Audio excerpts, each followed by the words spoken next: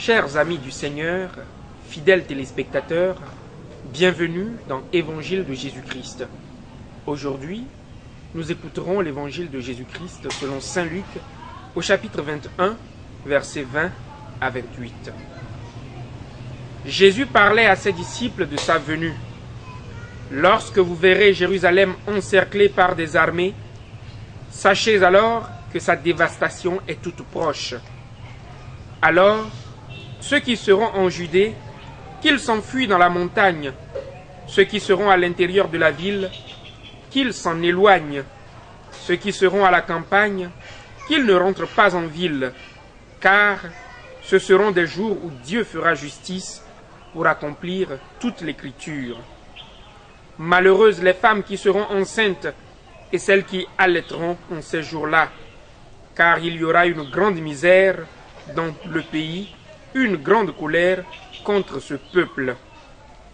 Ils tomberont sous le tranchant de l'épée, ils seront emmenés en captivité chez toutes les nations païennes.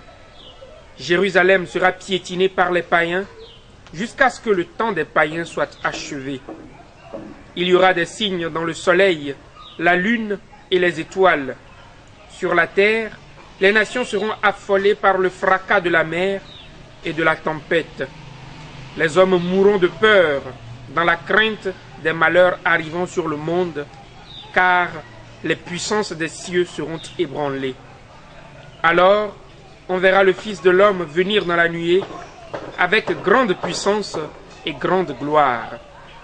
Quand ces événements commenceront, redressez-vous et relevez la tête, car votre rédemption approche. Acclamons la parole de Dieu. Louange à toi, Seigneur Jésus.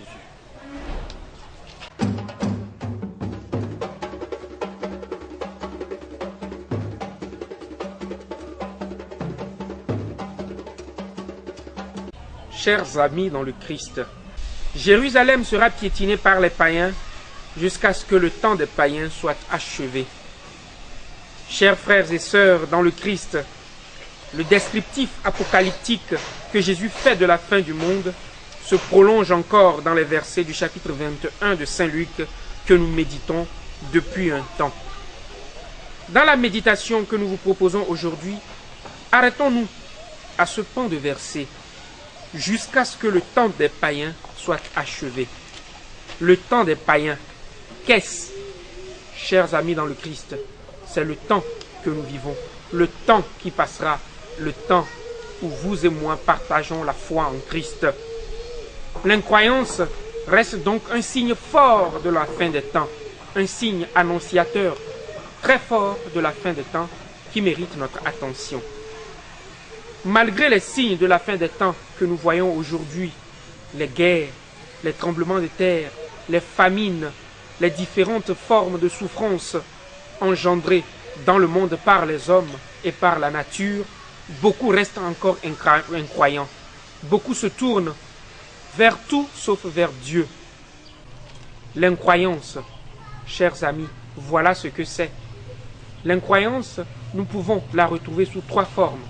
D'abord, l'incroyance de ceux qui n'ont pas encore écouté la parole du Seigneur, de ceux qui, dans les confins du monde, n'ont pas encore reçu la visite des missionnaires. Leur sort, à la fin des temps, sera moins sévère. Il y a ensuite l'incroyance de ceux-là qui ont refusé le Seigneur, qui ont refusé le Christ, bien qu'ils aient entendu parler de lui. Il s'agit de ceux-là qui confient leur sécurité dans toutes les forces du monde, dans les puissances d'ici-bas, sauf dans le Christ. Leur sécurité, ils la mettent dans le monde et dans les choses du monde.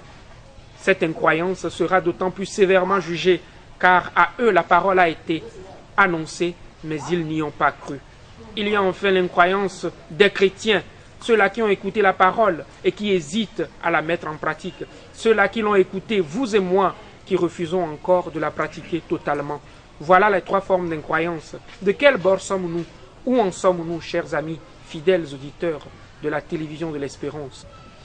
Que le tableau apocalyptique qui précède la venue du Christ ne nous désespère pas, qu'il ne nous pousse pas à aller chercher notre sécurité ailleurs, loin du Christ, comme cet homme qui a construit un bunker de survie pour 10 ans afin d'échapper à la fin du monde annoncée pour le 21 décembre 2012 passé.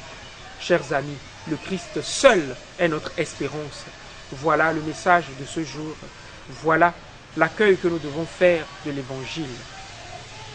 Demandons à la Vierge Marie de nous aider à ne pas être des incroyants, bien qu'ayant reçu le Christ, gardons le cap sur la quête du royaume.